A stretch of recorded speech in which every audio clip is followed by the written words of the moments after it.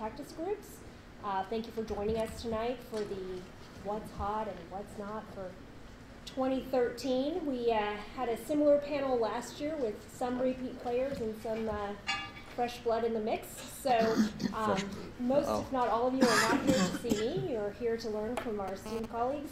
So I'm actually going to let them introduce themselves because that's far more interesting. And I'm going to start right here with Josh Goldman. Josh and I have actually worked together for many, many years, so it's fun to get to be here on a panel together. But I'll pass it over to Josh. Let him chat about himself for a little bit. Great, thank you. I'm Josh Goldman. I'm a general partner in Norwest Venture Partners. I've been investing for Norwest for 5 years. Before that, an angel investor, which I got to by selling an e-commerce company. I still think of myself as an entrepreneur and an operating executive. And that began sort of right out of undergrad and then right out of business school on the East Coast, and moved it to Silicon Valley, started building companies before being an entrepreneur was cool. Did that in the 90s and 2000s, then angel investing when I had an exit with one of my e-commerce companies. Now I focus on e-commerce for Norwest.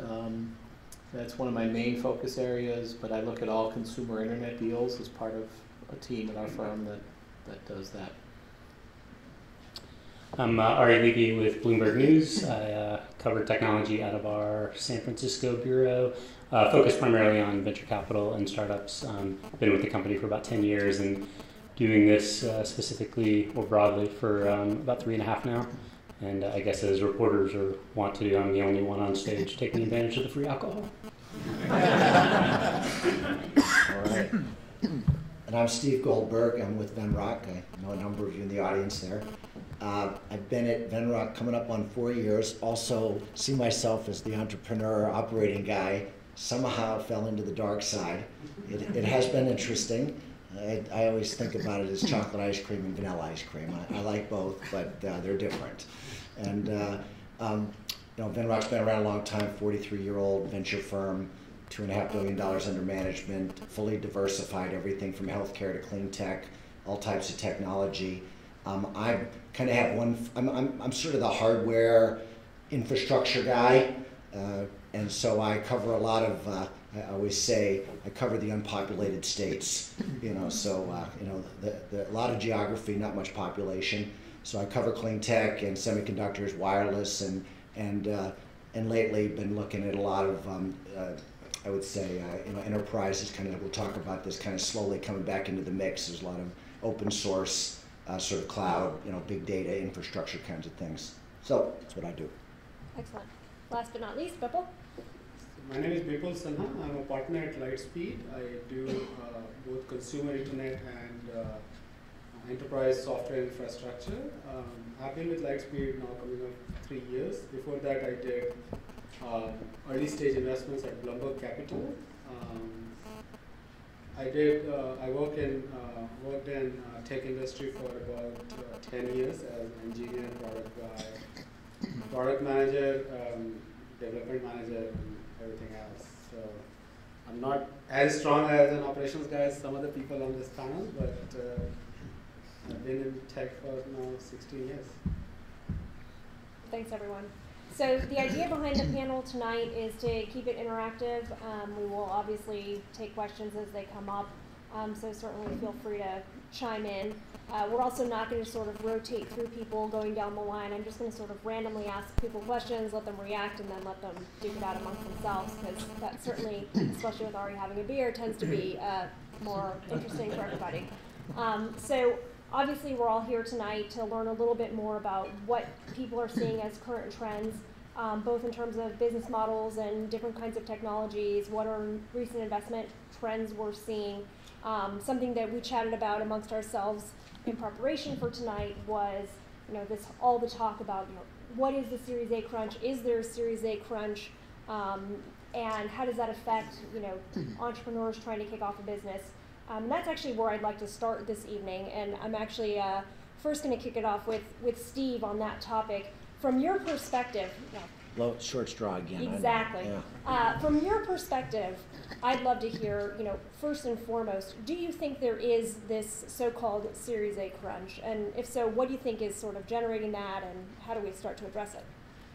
So it's like a lot of things the devil's in the details. So, making a broad statement like, any company out there that's raised Series A, oh my gosh, Series B is going to be difficult. The reality is, for the last couple of years, and we've even talked about it in forums like this before, there's been some pretty frothy areas. I mean, these guys mentioned that they're looking at social deals and some e-commerce and some mobile deals are very highly peaked in terms of number of deals, and other areas that are equally important but have different capital requirements, different I should say people's expectations are that it'll be longer times to exit. Whether it's traditional healthcare, the more sciencey side of healthcare, certainly clean tech. Certainly, any kind of hardware infrastructure. So in terms of, there have been a lot.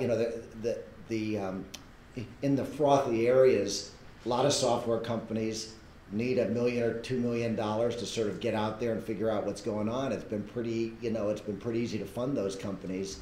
So I think for those that don't find a home quickly, there could very well be, a shortage of later stage investors. In the other markets, I'm not sure anything's changed that much.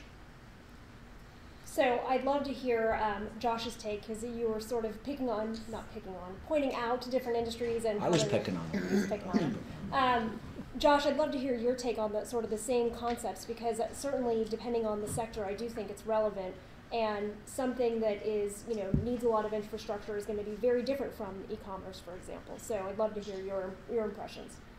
Well, there's a lot more angel funding available, no question, order of magnitude than there was 5 years ago, and probably more so 10 years ago, where the first round of funding really was friends and family, and then it often became venture capital. With all the money going to work in any particular stage of investing, the valuations go up because it's a competitive industry. So with all of the new funds focusing on seed stage, valuations rise. The danger, no matter what stage this happens in, and it's happened over time in Series C rounds and Series D rounds and mezzanine rounds, the danger is companies who celebrate and take a very high valuation round, and then, especially if it's not a lot of capital, and then can't earn their way with that capital to the next round with milestones that value it at a significant up round. And that is happening. It happens at a stage like this, whether you call it an indicator of a bubble or not is up for debate. But companies who get crazy valuations and don't earn their way to that next phase, that's really rough. It's not good for the entrepreneurs and the employees. It's not good for the industry. And we see that more and more. Over the last year, we've started to see companies failing to get that A or B round at an up round. And traditionally, as the stages progress, the valuations progress. And when there's too much focus or money in one segment, and I'm not picking on angels, it's happened in series A or B rounds that I tend to invest in. But that's a bad thing for the entire ecosystem when that happens. There's nothing worse, and I've tried to, having been an entrepreneur, I have tried to counsel entrepreneurs without trying to sound self-serving, be very careful about taking early high round valuation deals. Unless you're convinced it's the last money you need to raise. When that's the case, take it at the highest valuation you can from someone you like, hopefully. But that's not always the best thing to do in those early rounds, because the worst thing to do is try to get your A or B round. You haven't hit the milestones, you've really got proof points, you've got a product, you've got customers hopefully trying it, and if you don't hit those milestones to get a big up round, it is very painful. It's painful on the early investors, it's more painful on the entrepreneurs. So that's happening more and more across the area, not just e-commerce, not just social, but it does happen more and more. Bipple keeps moving his hands like he wants to jump in, but he's being polite, so we're going to get a third point of view on this. I think that it's, as Josh mentioned, there's obviously this tension between sort of pie in the sky, sort of, I want the highest valuation I can find, versus, okay, well, where does this money get me, and what's the next inflection point, and can I really fund that? And I think there's sort of the tension between those two pieces. And there's also, there are frankly, obviously, a lot more fundable early stage companies because technologies are such that you can do more with less now. So how do you, Bipul, from your perspective, how does an entrepreneur deal with all those competing pieces to try to get to a place where you're not in the awful situation of now I either can't raise money or I'm taking money at a really low valuation relative to where I was? So I would like to kind of make a comment about Series A crunch. So in my mind, there is no Series A crunch. I mean, startups are always in crunch because there is a steep pyramid. Every step is harder, and raising capital is difficult. I think what has happened is, since the cost of starting businesses have come down, and the source of capital has gone up in the early stages, particularly angel stage, because a lot of companies such as Google and Facebook has made a lot of people in the ecosystem very rich. So a lot more companies got funding, but the structure of doing certain number of Series A and certain number of Series B has not changed. As a result, so there is a democratization of entrepreneurship, but the side effect is that you have to reach certain level of validation to be able to go as raise Series A. So there's no crunch. I mean, it is the way the industry is now structured, and it will always be the case. In terms of valuation, I feel that valuation is part of the equation, but the whole problem of being able to raise Series A is not totally about valuation. It is really about, do you have a differentiated perspective on the market, and do you have a product that takes that perspective and give people something that they can touch and feel? And a lot of companies that got funded because people looked at Twitter and looked at Facebook and looked at 3 or 4 or 5 successful companies and started mapping those companies to all the ideas that those were out there. And because of this overexcitement and almost irrational thinking, they created a lot of early stage companies. And it happens. I mean, this is the nature of the game. I mean, when you have a cost of building something going down and value creation happening in such a compressed cycle, people tend to be overly optimistic about it. In terms of Series A financing, and I do a lot of Series A financing in the last 1 year, I've done 2. So our perspective is that if you are going to invest in the consumer market, we are not going to put a lot of dollars at work initially because the product risk is small, but the market adoption risk is very, very high. So we put a small dollar to work in certain small number of companies. And if you are going to invest in like high technology, core infrastructure companies, then we put a lot of money at work in the beginning because the product risk is high and market risk is low. So we look at situations where what's the risk we are taking, and is this risk, does this risk demand the kind of resources or capital that we invest in, and then we make the call. I'd throw in another thesis just in terms of what's happened. I mean, everybody's heard about this issue of time to exit is sort of moving out, moving from the 4 to 6 years to the 8 to 10 years, for M&A and IPO. There's another interesting thing is that in a lot of markets, I'll sort of generalize here, a lot of markets, the Series A look more like traditional Series Bs if you go back 10 years. People come in, we see very regularly, a Series A deal comes in, there's a product, it's built, they've got some customers that have already tried it. That's fine, and it's kind of nice to make an investment at that point where you really have a sense the team's already gelled, you've already built something. But I think what's happened, and one could argue that the Series B rest stop, to get a little more fuel is gone, because once you've got that product and you're sort of in, the next expectation is you're off to the races. So, your Series C, it's like you've got traction and the revenue's going to flow.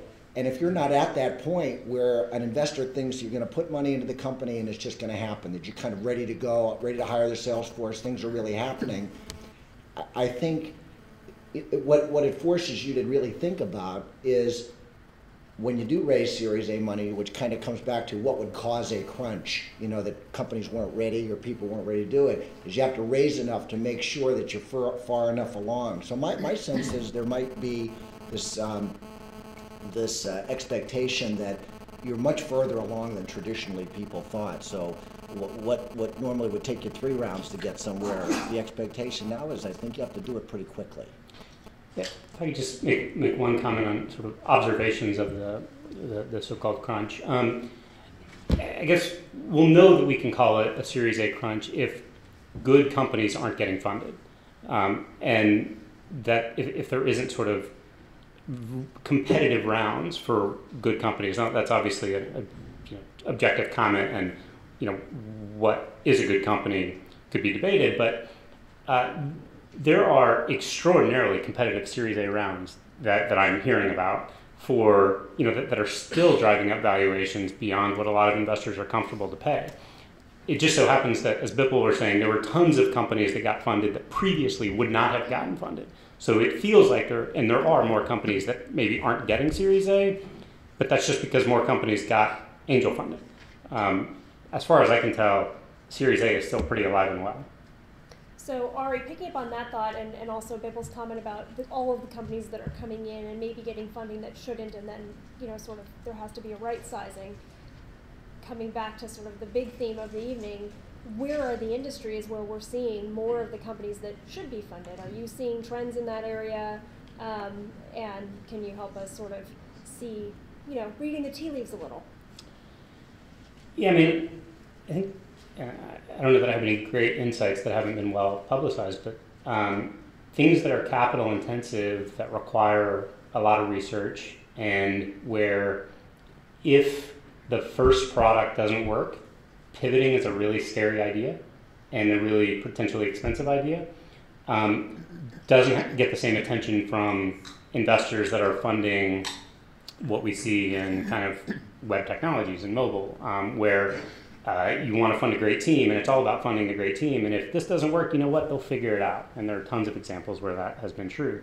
The capital-intensive stuff in sort of across the sciences would seem to be where there's a real challenge. Now, I don't talk to they're the vast majority of companies I don't talk to, so I don't know what the process is like.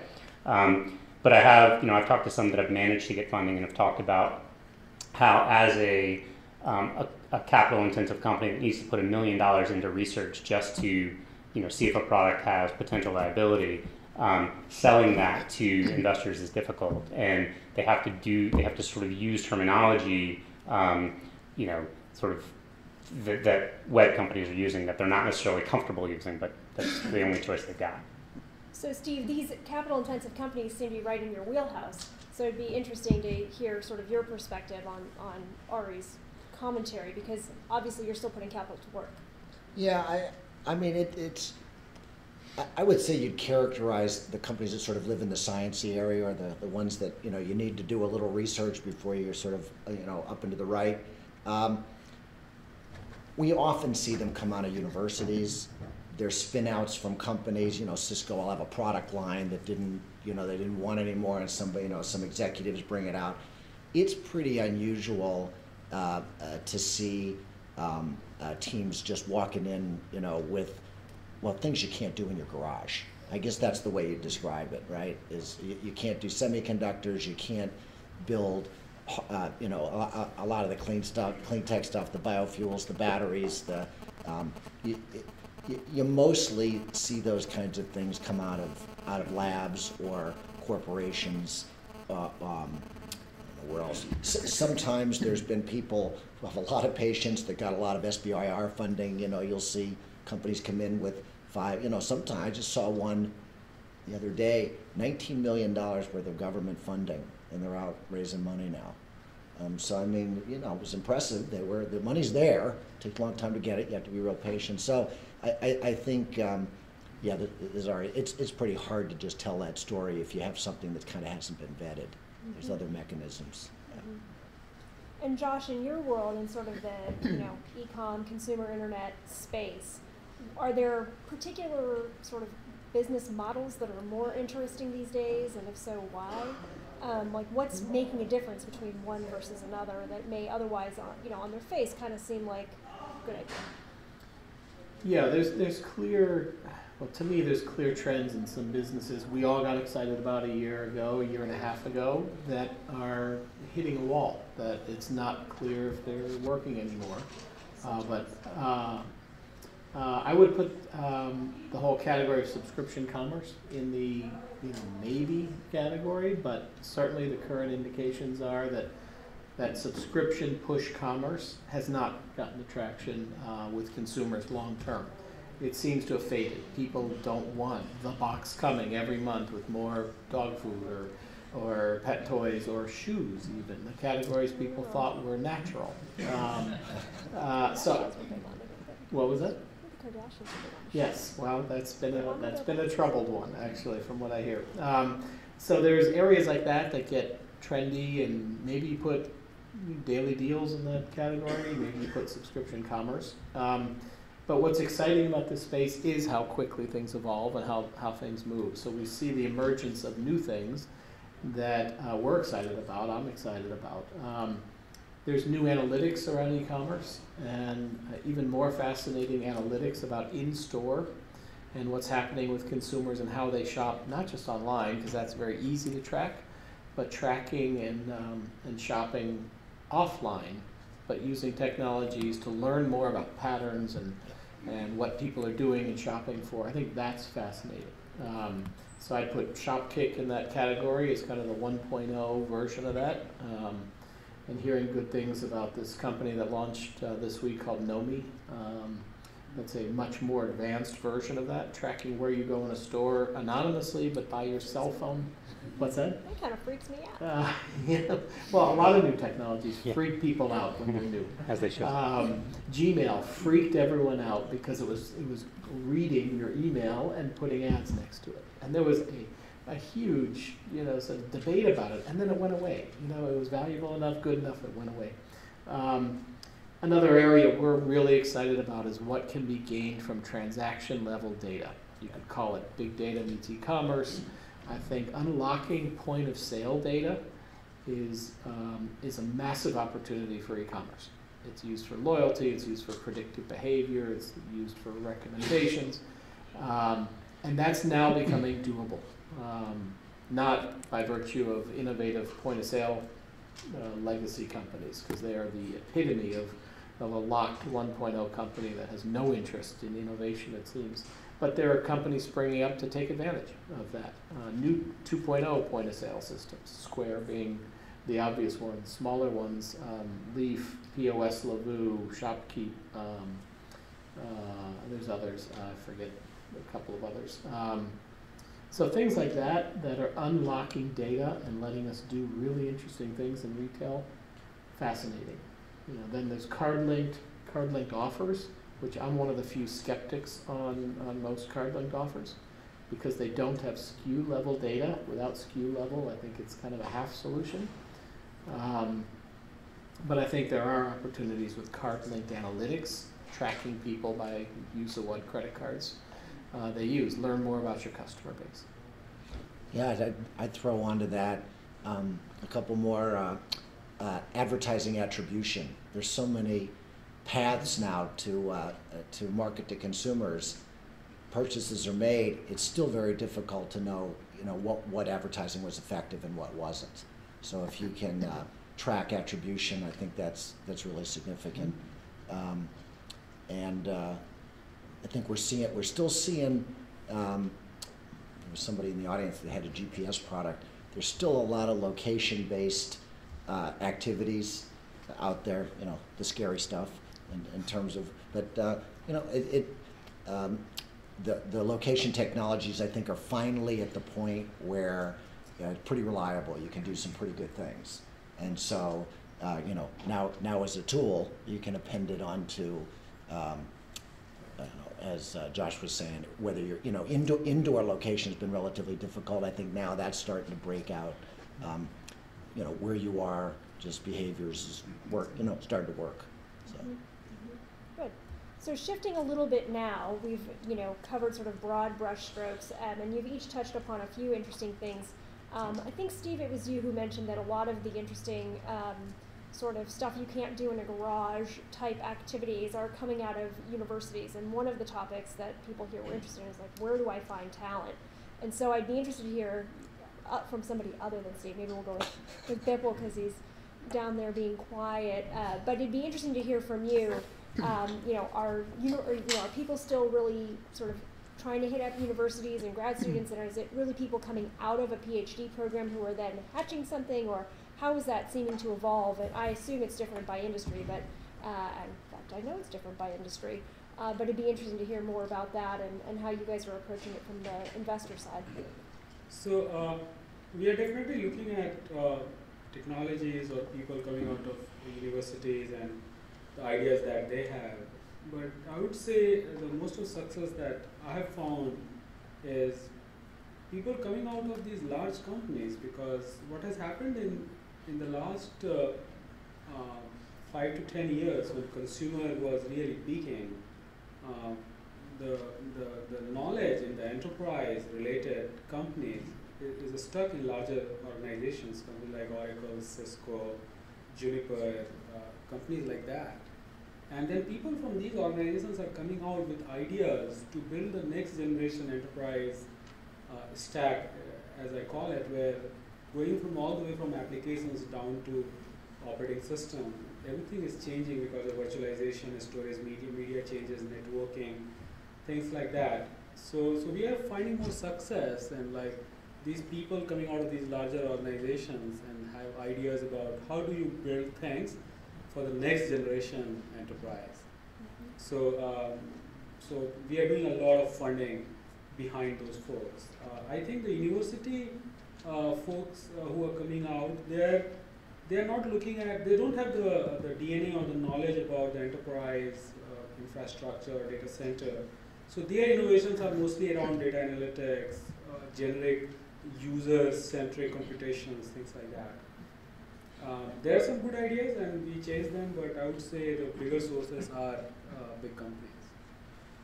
Josh, what are you seeing for sort of your areas of expertise? Or is it catch as catch can? Is it coming out of big companies? I suspect somewhat less so for you.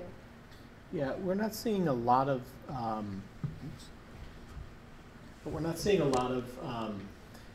fundable early stage deals that spin right out of large companies. But what you're seeing is people who've worked in those companies for 3 to 4 years who are much more willing to jump into being an entrepreneur than they seem to have been 5 to 10 years ago. So you see people who are product managers at large companies, banks, brokerages, education, and maybe it's because of the easy seed money that's available. But I think a lot more of it is the things you mentioned. It's much cheaper to build a company, get it to a point of being released, and see if it gets traction very quickly. It's no longer a 5-year slog to even see if what you're doing works. It can be done in 6 months. So I think a lot of very interesting talent is leaving the large companies to try some of these new startups. We're seeing it every day. It's often intact teams, which is really interesting. People who've worked together at a Citibank, at a brokerage house, or even a CPG company, who are saying, we've been doing this at our company for a while, and it doesn't really foster innovation or reward fast development, so we're going to branch off and do that. So it's a really interesting place to actually look for talent and look for deals, is those kinds of spin out teams rather than spin out products from large companies. It's an interesting point, and it'd be interesting for me to hear from you or from others on the panel, for folks in the audience who have a company that they're trying to build and want to tap into that talent. So not somebody who's necessarily coming out of a Citibank or another company to form their own company, but great business minds to help them build out their own team. How are people accessing that? Can they do it, or do they need, how do they get in there? Nobody knows. Anyone else? LinkedIn. I was just going to say. Go. LinkedIn exists to actually solve that problem. So what I'm seeing more and more is people who are starting company and then trying to hire the core team. Their first kind of map the core competencies and to companies where they can target people, and really use LinkedIn to go build connections, find common connections, and really go out there and spend a lot of time like hiring those talent, because the first 10, 12 people in the startup companies at the foundation stage really make a difference. So what I'm seeing is that CEOs are spending 60, 70, sometimes 80% of their time just talking with people and trying to convince them to jump out of their comfortable jobs at Google or Facebook or Oracle or Cisco or wherever, to come and join them. And LinkedIn is becoming this catalyst to find and attack people. So even we've met half a dozen companies where when you ask the founders how did they come together, one of the most surprising answers I've heard over and over again is Craigslist. And if you look on Craigslist, there are CTO types, founding engineers and architects saying, I'm ready to do a startup. I need the business guy with the great idea, but I'm ready to jump in. And you see the opposite. So that sort of blew me away the first time I heard it, but it's been multiple times we've heard it. And the other is these new co-working spaces, which on the surface are for teams to come in and work on an idea and get funded. But because of this rapid cycles of companies that try things and maybe they don't work or they decide it's not going to be valuable, you see a lot of teams and that form because they're in the same space. So if you look at Rocket Space or Founders Den or Plug and Play or StartX or any of these, you'll see people who have come together to form a company, but they entered that space with totally different ideas. But they're around each other 18 hours a day, bouncing ideas off each other, and sometimes they click on something that was better than either of their ideas that they started with. You know, the corollary to the where do you find people is just a reminder is at any stage, you just have to be you have to work really, really hard to make sure that your team is matched to the product and matched to the market. And so it's kind of a different question, but it's even more incentive to go out and do what we were just talking about, because when we have teams come in and no matter how good the idea is, if we don't think that the team is well matched, it's the old adage in venture capital, I just don't want to learn on our nickel. We just don't want you to learn on our nickel. And so I remember that when I was out raising money. So leveraging the accelerators, leveraging LinkedIn, leveraging Craigslist, whatever, to build advisory boards to get the people. It's a double whammy. You need the people to grow, but you also need the people to sell the story. Mm-hmm. It's just very difficult to invest when there's a mismatch. Mm-hmm. And are seeing, when you say a mismatch, I just want to, for the benefit of the audience, there may be occasions, I assume, where somebody who has very maybe limited operational experience is still able to really get in there and do it. When you're funding a company, are you really hoping for there to be somebody who's done this before, repeat player, or are you open, or is it so dependent on the facts that it's, irrelevant, right? So from a mismatch, I can understand team dynamics and making sure people, things are firing on all cylinders. That's important in every industry, in every profession, and in any business, I would think. But beyond sort of, does this team have a vision and can they click? Do you need a senior person to come in and lead this, or are you? Well, I don't think the right word is senior. I would say there's certain industries, if you're selling to service providers, relationships are really big. If it's an internet security play where the first market's going to be the financial markets, having people that have been there and done that before is just unbelievably critical. If it's an e-commerce company and someone's got a good idea and they've got a good head on their shoulders and they've got a lot of excitement, a lot of energy, I think that works great. So I think it just sort of depends. And I was just back to the where are the companies coming from and starting up and coming out of enterprise. I mean, the poster child for this, I think, is Nest. This is one of our last investments. Most recently, it's 80 people out of Apple. It was, the team that did 17 generations of iPods and 3 generations of iPhones and spins out to make a thermostat. Right, and you ask yourself, geez, it's about as unsexy a product as you can do. and that company is just doing It's a great incredibly product. well. It's a great Great. product, but the bottom line is, when you heard that pitch and it was so cohesive, and you got a team that's worked together, and you know they can execute, and then you see this Apple-esque product, that was a good sell. That was a good story. But and then the other one I wanted to add, where maybe it fits into a different line of questioning, but an awful lot of activity in open source. I was mentioning that before we started. It's you know, obviously people want to get to market quickly. You see it a lot now in big data and search and databases, and there's just so many open source projects. And you know, people go after the committers, the people who write the code. So you know, one of the badges of honor for a lot of these companies, you know, we have 30% of the committers for this project or for this product. So it's almost like having a team come out of industry, but it sort of comes out of the industry. So I've seen half a dozen sort of big data related open source projects. Sort of Red Hat is to Linux as Company X is to another project. So they sort of formalize it, package it up, and you know, offer support. So a lot of activity there. I have a slightly different take on the founding team.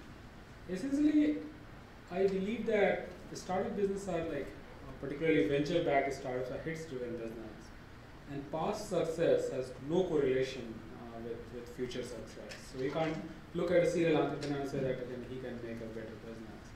So what I believe in is really capability of the team rather than the experience, because the team is capable, and if they have a differentiated idea, that almost makes a better startup, at least from my perspective.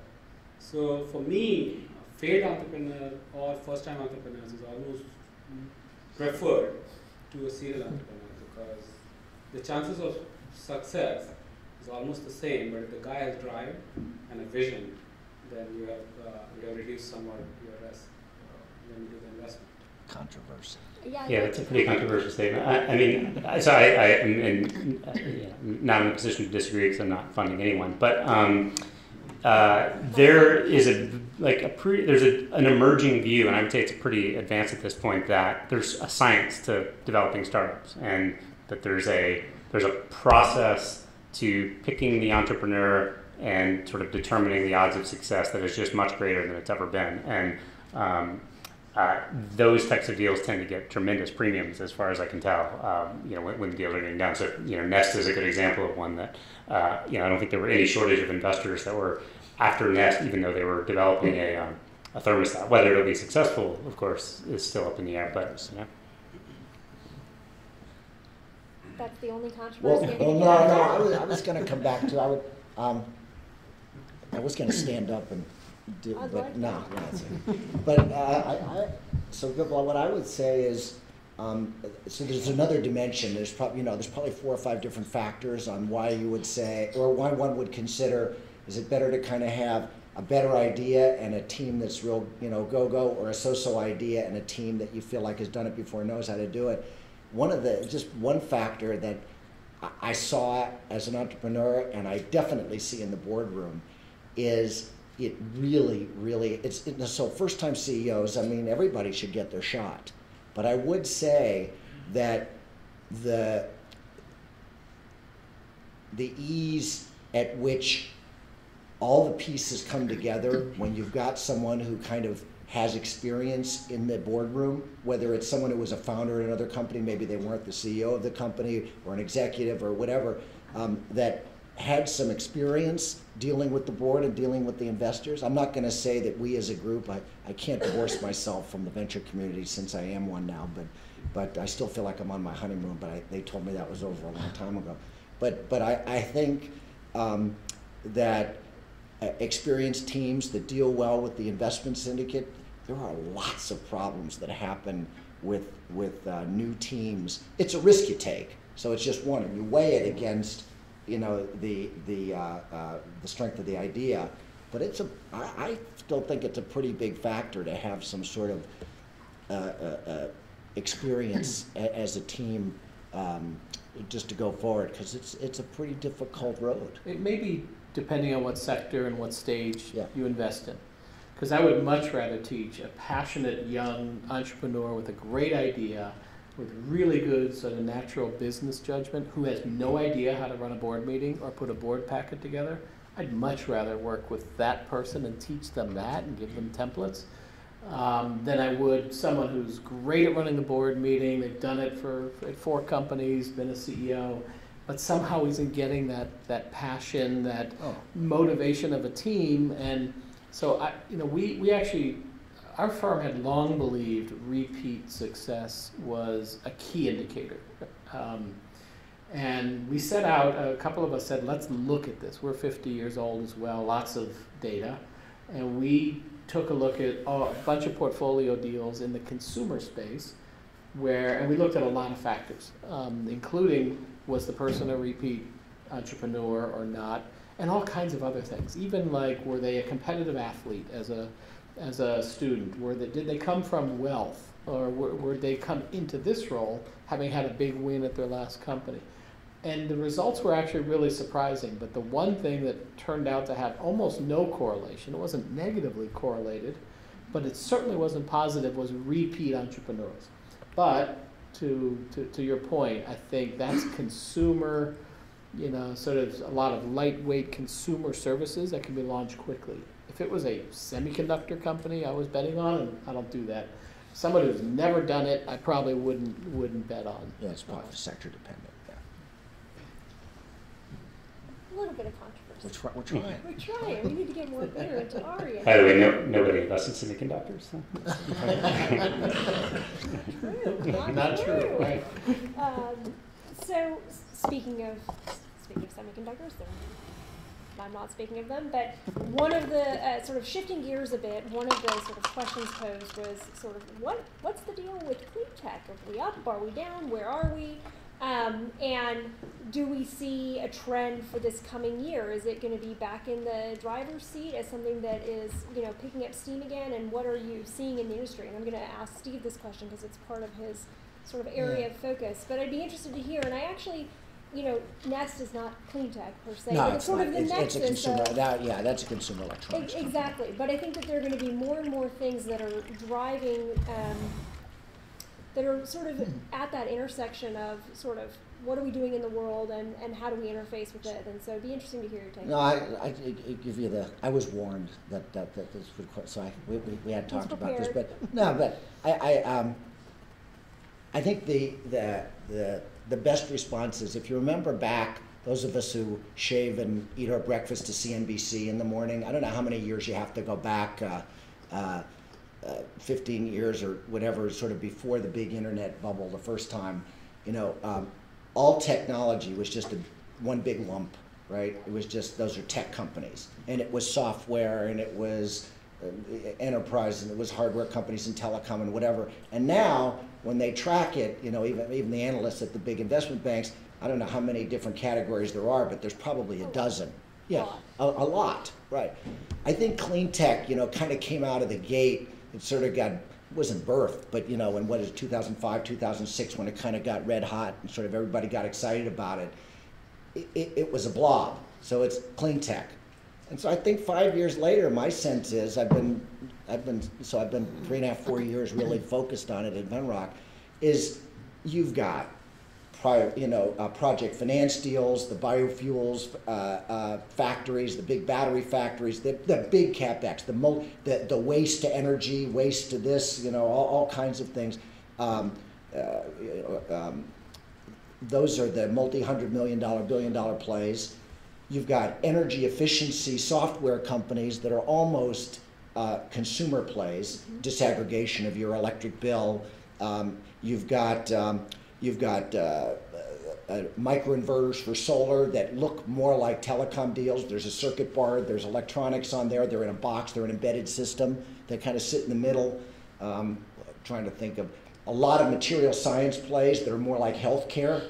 There's just, a lot of chemistry, a lot of physics, a lot of science, that take quite a long time. I wouldn't call them platforms, but they're kind of fundamental things that will change the world, but you got to find your way into Dow or to Monsanto or to 3M or whatever. So I would argue that what's happened is the community is starting. I don't think too many people go public with this yet. I mean, I read a lot of stuff and I haven't seen anybody start playing their cards, but you know, there's some of these segments are very difficult to fund from a venture point of view with a few $100 million venture fund, and some are absolutely fundable. They're right in the sweet spot, and you know, as noted by the inverter companies got funded. I mean, solar's challenged, but that had nothing to do whether it was an investable deal. The energy efficiency stuff, yet to be seen whether the market sort of is, you know, if you don't like to be tracked by GPS, some people don't care whether the refrigerator's on or whether the toaster's on. I mean, not sure. So that's what I would say, is I think the realization there that some of the markets just probably don't make sense for venture, and some do. So I think there's a narrowing, and maybe what we'll see is the clean tech deals are just sort of morph into technology groups, and you probably won't see, not that there are many now, but you probably see fewer pure play clean tech firms because it doesn't make sense, and it'll just be combined.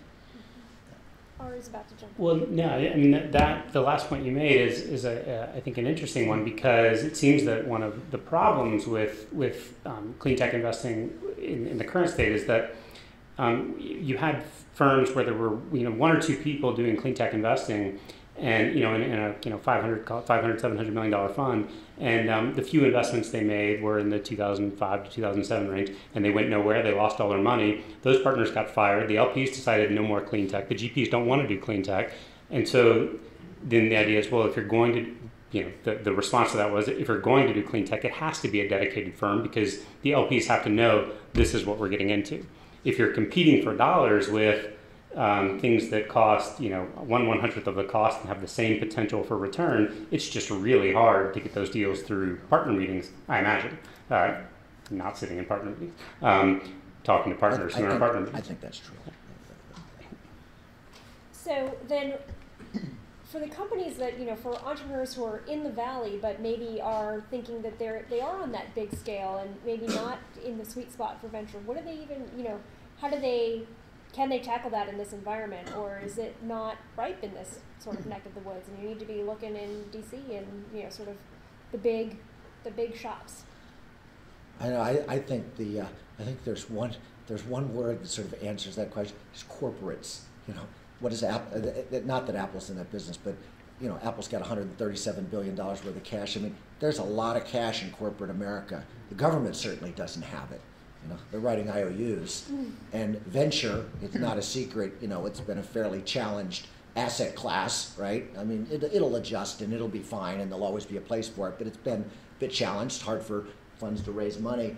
But where's all the cash? The cash is with corporates. So in those deals where it's a change the world idea, and you can tell it and you can do it, and you've got a plan and you got a good team, there's definitely money out there. You just have to sort of be clever as to where you look.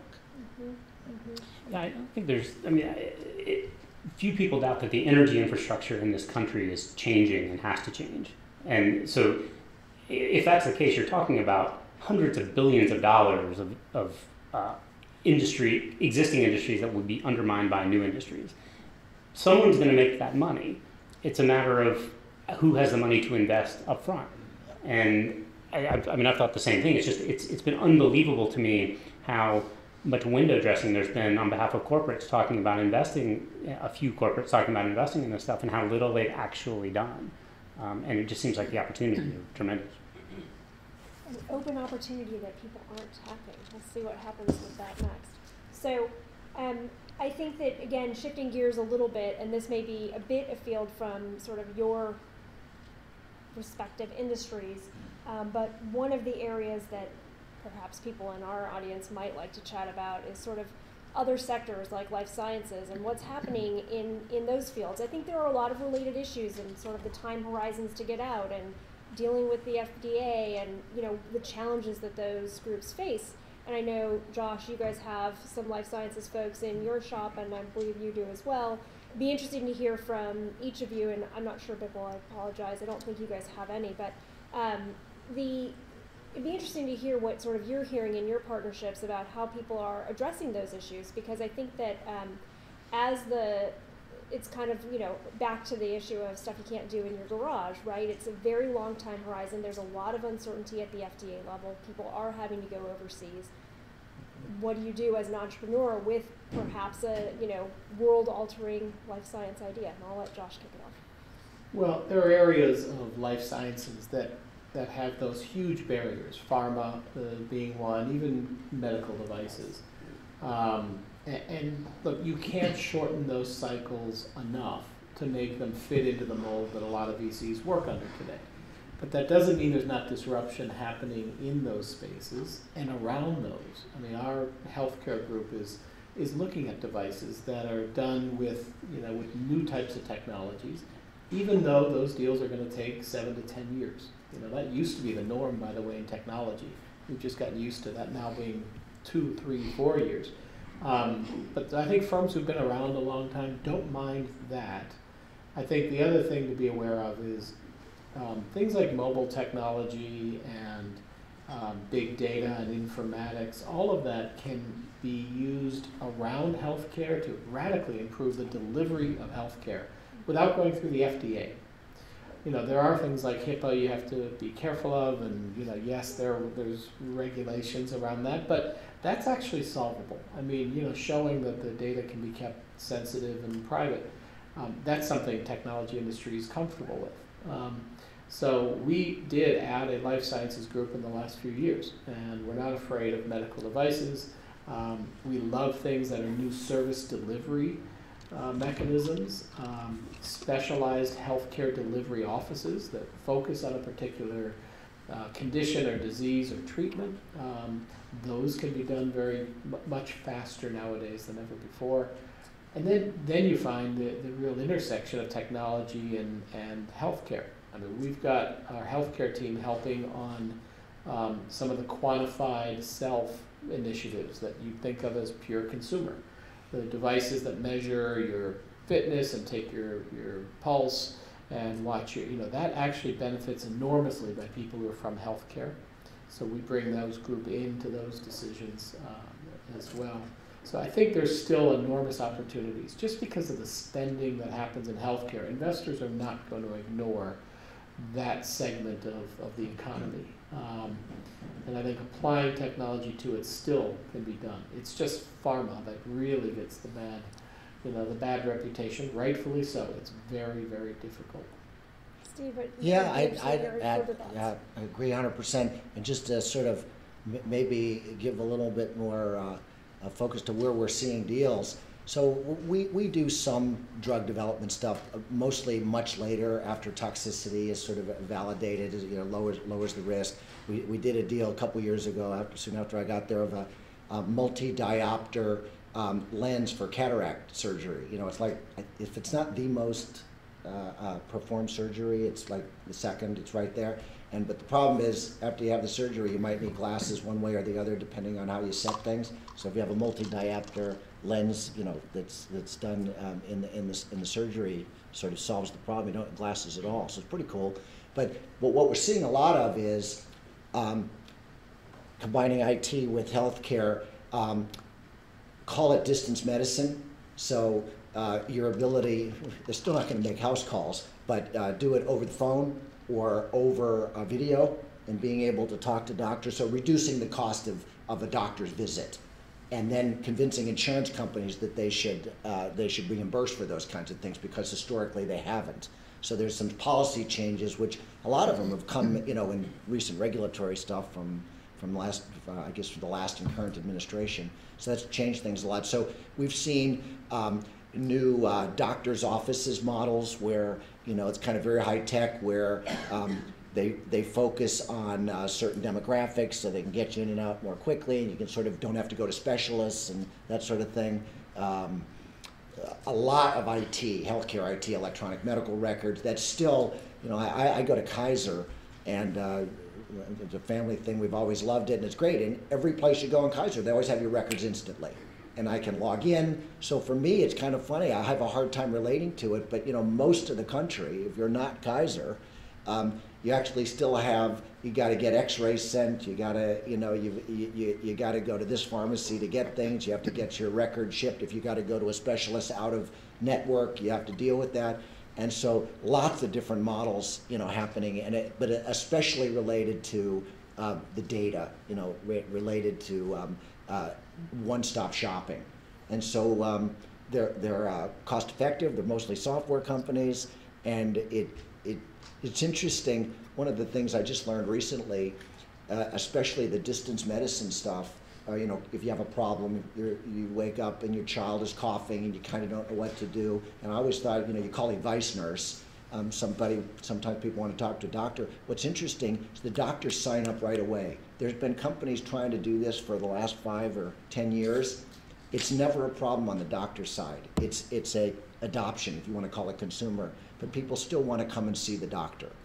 And so that, you know, there's still some challenges, not just in regulatory issues, but just in behaviors. And there's a clear movement where consumers want more control over their healthcare, right? And that leads to opportunities also, where you're not getting into pharma, you're not inventing a new medical device, but you're allowing consumers to know more about their health, about everything from their genetics to their weight and diet and sleep patterns and pulse and things like that. There's a fascinating company called Azumio, and they make iPhone apps that help you understand your body better. And it seems totally counterintuitive, but their first app was one that measures your heart rate with an iPhone. You put the camera on your finger, and the camera shines a light, and it's incredibly accurate. It's as accurate as a medical. You start seeing your pulse show up on the device because it's that sensitive of a camera and a light. And now they're doing it for things like stress and things like watching, you know, you lay it near you on the bed, it'll monitor your sleep patterns. And, you know, so there's this micro medicine that is, you know, it's not FDA approved, it's not going to replace. I think they're ex-Russian mathematicians and physicists. That's exactly right. Yeah. They're from Russia. Signal processing guys. And it's amazing that they're now a medical company with guys who are physicists and really good iPhone developers. And I didn't believe this could work until you download the app and try it, and it will tell you very accurately your pulse. And there are other devices similar to that. So the cost of technology coming down is affecting all of these areas, and that means there's investment opportunities. Yeah, talk about a crowded space that sort of touches on hardware, where it gets us back to, you know, I love this part, you know, the consumer hardware part, is the Fitbits and all the guys with the bracelets, you know, that monitor your pulse and your activities, and there's an accelerometer in there so you can see how far you've walked, and then you can log in and you can get it on the phone. Or I think at CES I went last year, I didn't go this year. There was 100 companies presenting, and then there was an article on one of the online newspapers or newsletters that I think there were like 80 companies sort of all going after this personal, tracking. So that's a red hot space.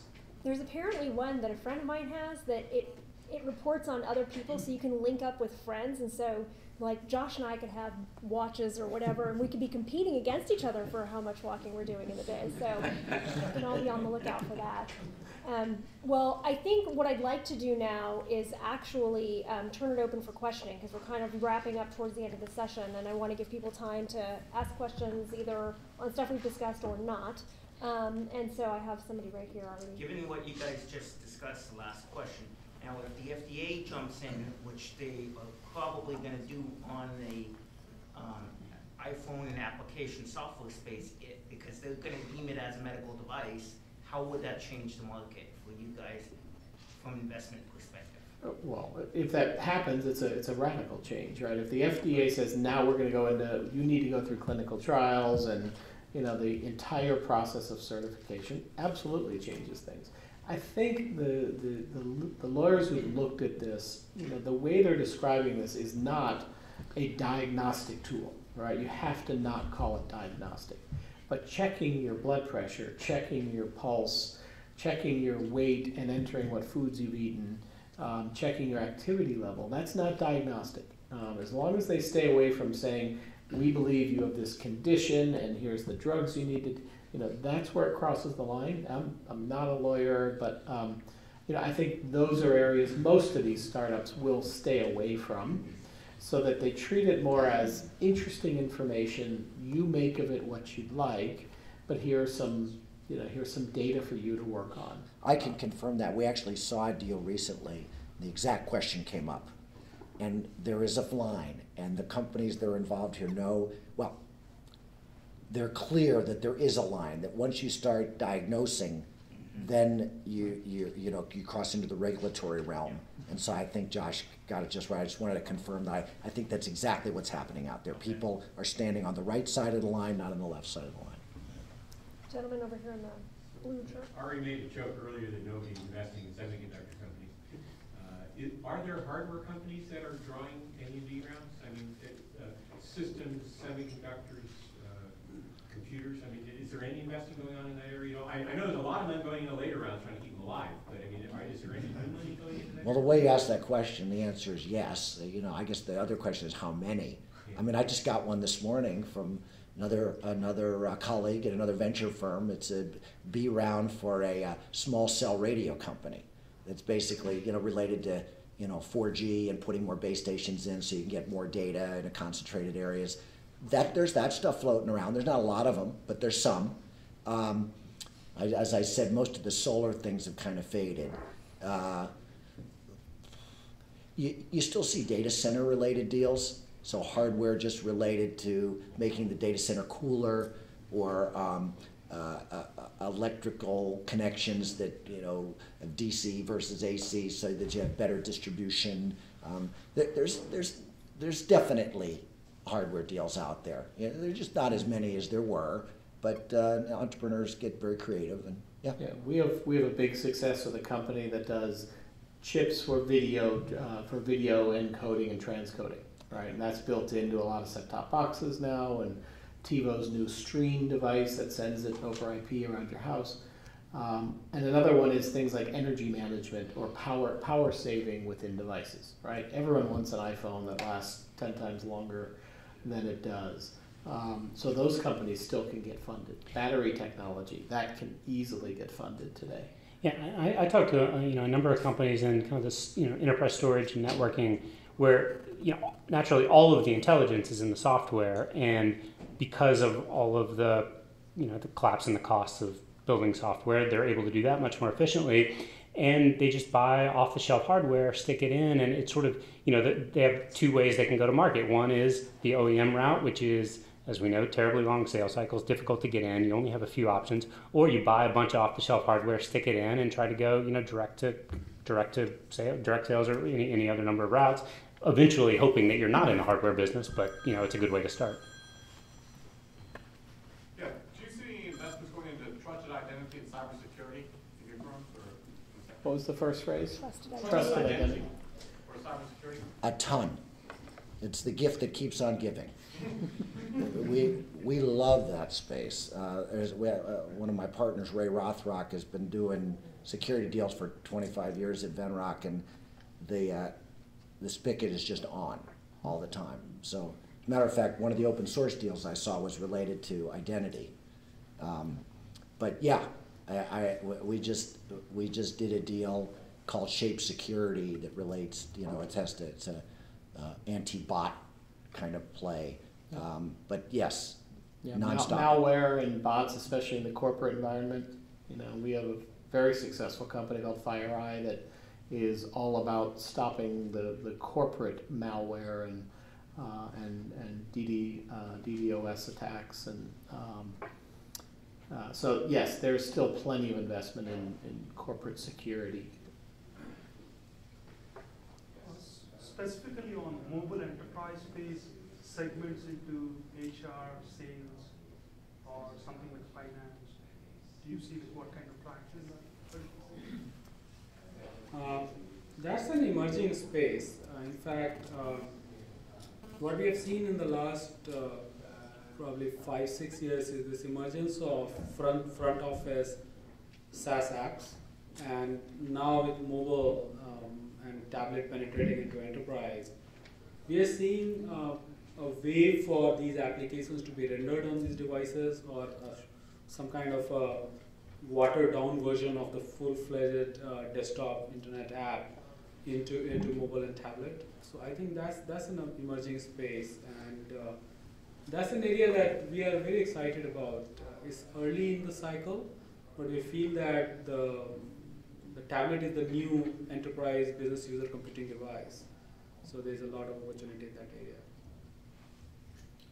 What's your take on the BYOD and the BYOD in the enterprise? Well, I think that's just directly related to what Bipul just said. Lots of activity there. I mean, there's, geez, Enterprise and Lookout, and we invest in one called Authority for apps. Basically, everybody's aware that it's almost impossible now to keep any of us from bringing our personal phones or tablets into the enterprise, but you got all this secure enterprise data.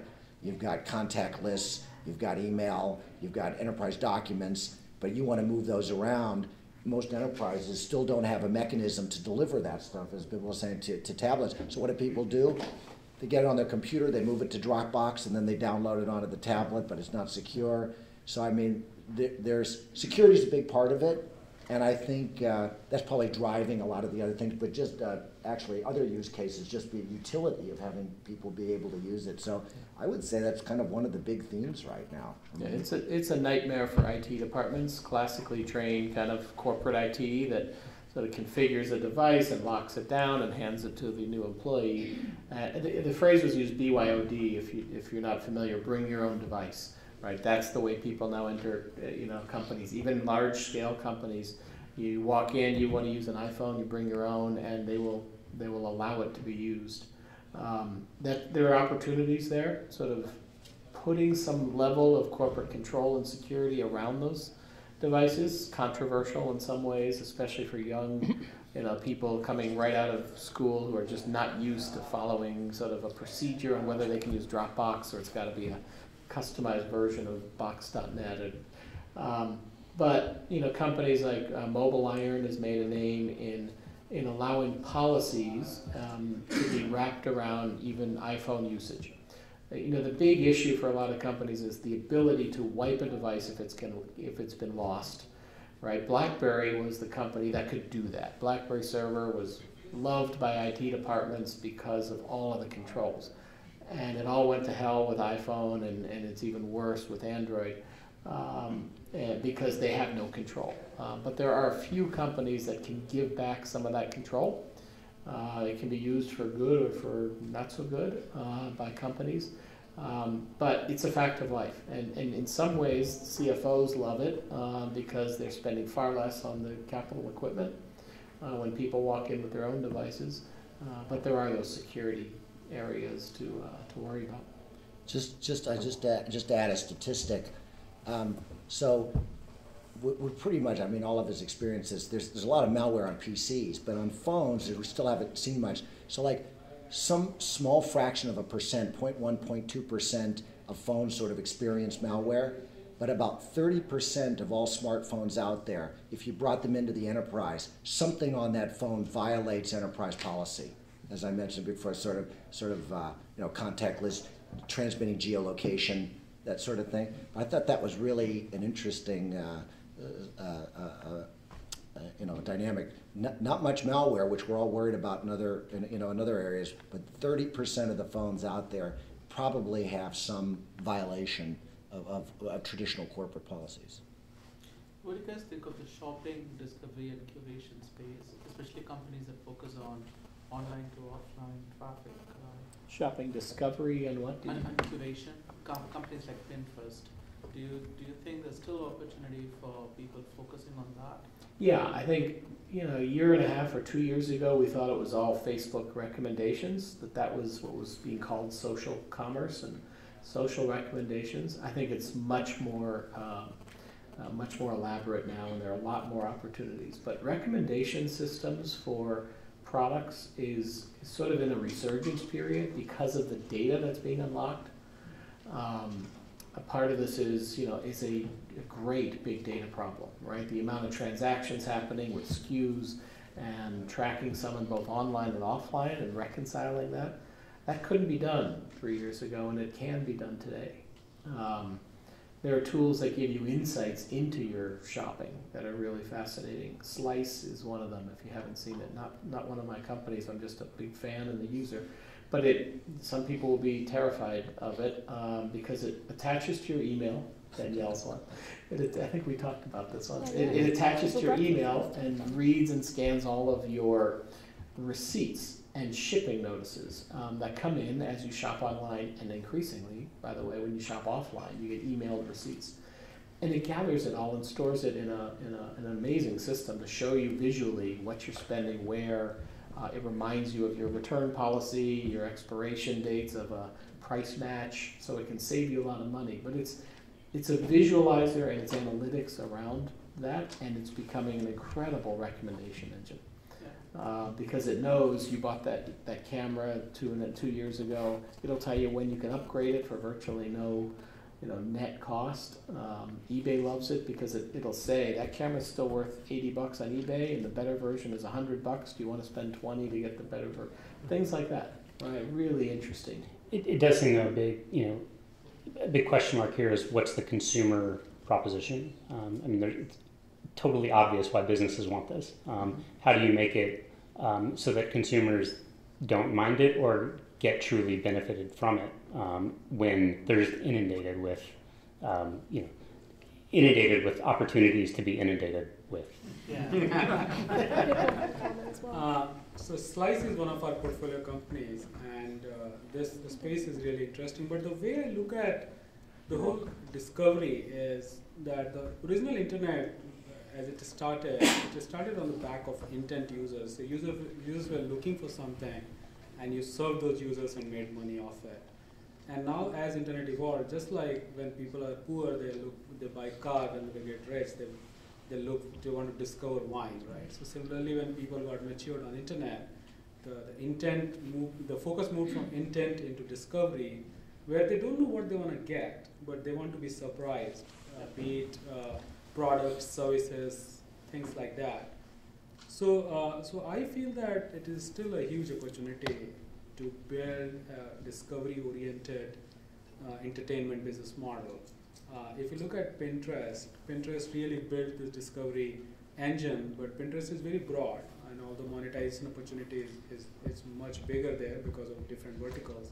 But if you look at a company called Vanelo, I don't know if you guys are aware of it, what they have done is they have distilled the commercial intent of the Pinterest class of users, and essentially giving them shopping experience where the users have commercial intent but going into a product discovery. I think that whole area is still in the very, very early stages of development.